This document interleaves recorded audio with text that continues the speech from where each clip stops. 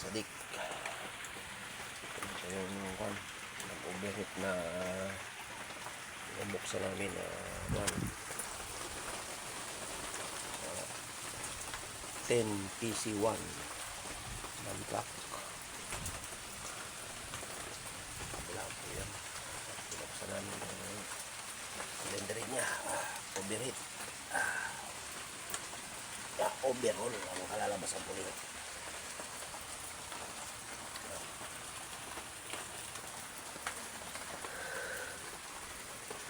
Grabe po ang tama nito. Tingnan po natin sa ilalim. Tingnan pa kung saan ang piston.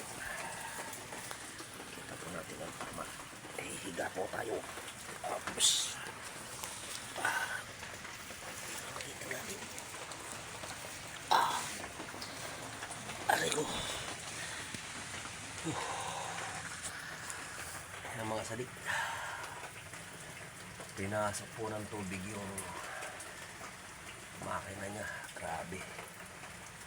Halos kinalawang yung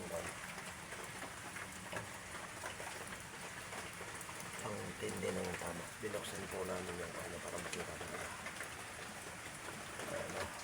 Yan po ang sanhi ng overheat. Tapos hindi sinasabi sa amo. Nagiging kawawa po yung amo.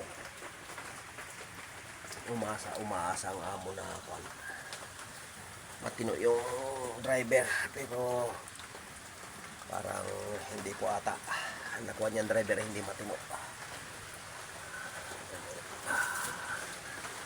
Sa ilalim natin halos sa bandang ilalim number 1 pakat.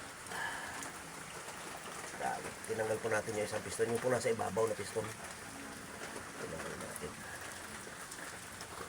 Salamat sadik. Sa susunod na lang na video po natin pahina 2 o kabanata 2. Salamat po. Thank you for watching.